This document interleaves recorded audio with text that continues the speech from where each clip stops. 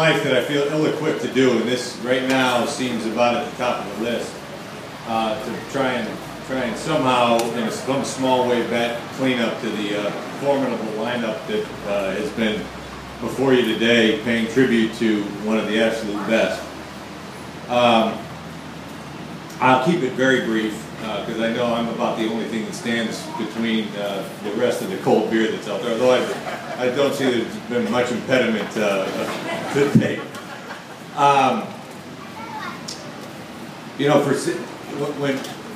like everybody, I've had a lot of thoughts and memories, but the image that kept running back in my mind, especially for those of you a little older in the crowd, will remember the old Looney Tunes cartoon of the sheepdog and the wolf that punched in every day. Morning Ralph, morning Sam. And for 17 years, and he looked a hell of a lot like Sam too, didn't he? For 17 years, I had, when I walked into the Silverdome or Allen Park, I got to say morning Sam, and he got to say morning Ralph, and we got to go off. And you know, Tuesday morning I woke up and I walked into Allen Park, and there was nobody to say good morning Sam to, and I didn't feel a hell of a lot like chasing sheep that day. 17 years I had a guy grabbing me by the throat and hitting me over the head every time I deserved it, sometimes when we didn't. But it was a true relationship that was one of respect, was one of, on my part, admiration. The feeling that I kept coming away with is that if each one of us, if I could be as good at my job, if each one of us could be as good at our jobs as Tom was at his, this would be a much better world, and I can guarantee you we probably wouldn't have been 0-16 at some point. When we got to thinking as an organization about what the right thing to do to commemorate what Tom meant to the Detroit Lions, and he was not, as we all know, a member of our organization, but he enriched the Detroit Lions because he was a unique connection between our organization and our fans. And so there were kind of three things that I thought of that embodied Tom, and you guys have heard about it today.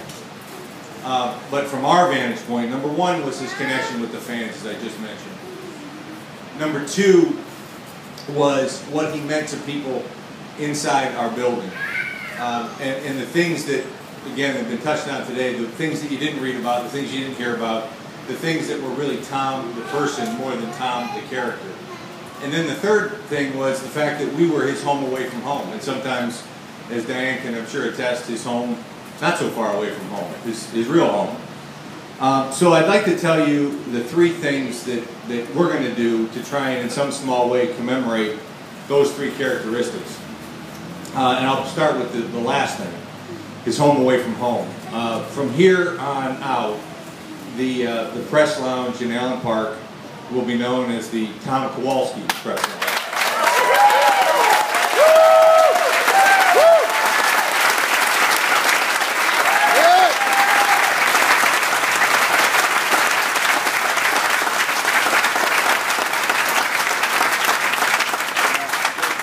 The second thing, and this kind of combines another component with Tom the character, but the connection to the fans.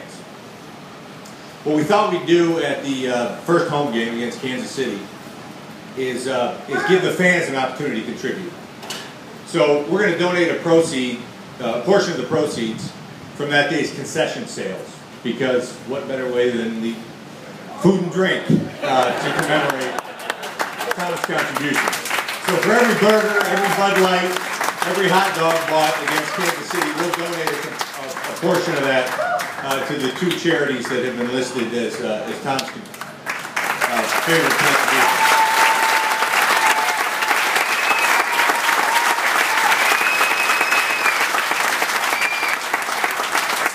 And then finally, I think most important to me, and probably most important to our organization, is something that's better than the name on a room, or better than a contribution to charity.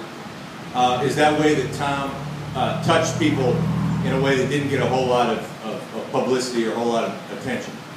I think Michael O'Hara wrote about it in his tribute to Tom, telling a story about how Tom would very quietly and without any fanfare, near the end of the summer as our PR internships were winding up, he would take somebody out to lunch, or take the group of them out to lunch.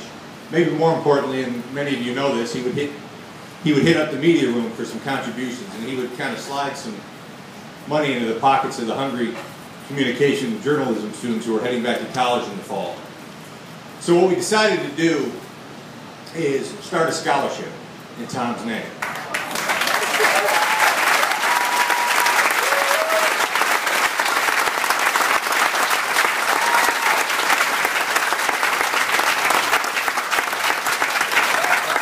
And we will take one lucky, or unlucky as the case may be, intern who will have to bear the burden of the Tom Kowalski Scholarship.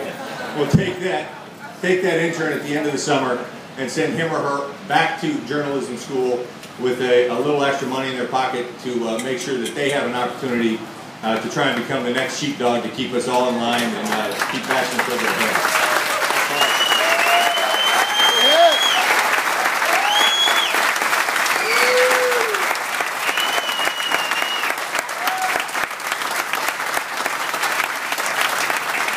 Thank you again, and to Killer, thank you. And while I won't get to say more than Ralph anymore, I do get to say good night, God bless, and thank you.